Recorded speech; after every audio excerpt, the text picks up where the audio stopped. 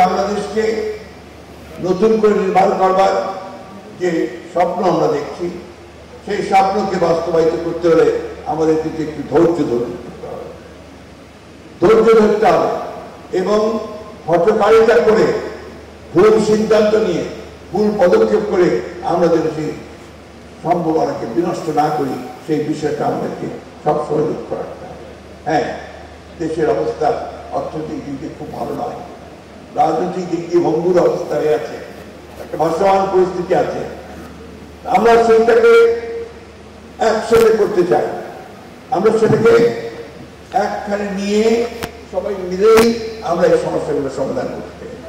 সবাই মিলে একসাথে হয়ে যদি আমরা সেই দালালকে ফ্যাসিস্টকে সরাতে পেরেছি, তাহলে আমরা কেন পারবো না আমাদের জন্য সত্যিকার অর্থে একটা নতুন সম্ভাবনার একটা নতুন রাষ্ট্র নির্মাণ করতে। আমরা সংস্কারের কথা আগেই বলেছি, আবারও বলছি যে আমরা সংস্কার চাই। কিছু কিছু মানুষ আছেন যারা একটু ভুল বোঝানোর চেষ্টা করেন যে আমরা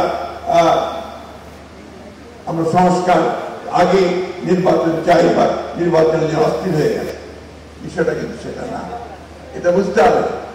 আমরা যেটা বলছি যে নির্বাচনটা কেন দ্রুত চাই, এই কারণে দ্রুত চাই যে নির্বাচনটা হলে আমাদের যে শক্তি, সেই শক্তি আরো বাড়বে, যে সরকার থাকবে, পার্লামেন্ট থাকবে, সে অনেক বেশি শক্তিশালী হবে। আর যে সংকটগুলো সৃষ্টি হয়েছে, সেই সংকটগুলো দূর হয়ে যাবে।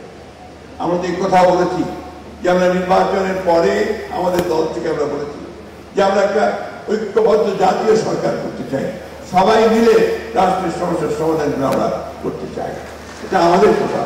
এখন যারা অন্যান্য দলে আছেন, যারা রাজনৈতিক দলগুলো আছেন, তারা অবশ্যই এটা ভাববেন, চিন্তা করবেন এবং সেই হিসেবে তারা তাদের যে মতামত, সেই মতামত দেবেন। আমি বিশ্বাস করি তত্ত্বাবধায়ক সরকার, বা আমরা বলছি না, আমরা বলছি ইন্টারিম গভর্নমেন্ট, সেই ইন্টারিম গভর্নমেন্ট তাদেরকে আমরা সমর্থন দিয়েছি, সমর্থন দিয়ে যাচ্ছি, এবং এই সমর্থন দিয়ে তাদের পক্ষেই সম্ভব হবে আমরা একটা পথ খুঁজে পাবো, যে পথে আমরা সামনের দিকে এগিয়ে যেতে পারবো। আমার বাংলাদেশ পার্টি, এবি পার্টি, একটা নতুন ইয়াং তরুণদের নেতৃত্বে এসছে। আমি ব্যক্তিগতভাবে খুবই আশাবাদী এই দলের মধ্যে যে সমস্ত তরুণেরা এসেছেন, যারা দল করছেন, দলকে সামনের দিকে এগিয়ে নিয়ে যাচ্ছেন, তারা অবশ্যই সফল হবেন এবং বাংলাদেশে এবি পার্টি একটা অত্যন্ত গুরুত্বপূর্ণ রাজনৈতিক ভূমিকা রাখতে সক্ষম হবে বলে আমি বিশ্বাস করি। আমি আবারও সব শেষে আপনাদেরকে আহ্বান জানাবো যে আসুন আমরা সবাই ঐক্যবদ্ধ থেকে আমাদের যে স্বপ্ন, সেই স্বপ্নকে আমরা বাস্তবায়িত করি। সবাইকে ধন্যবাদ। আসসালামু আলাইকুম। খোদা হাফেজ। আর কাবেল বাংলাদেশের একমাত্র ইউএল এবং ভিডি সার্টিফাইড কেবল, যা A গ্রেড LME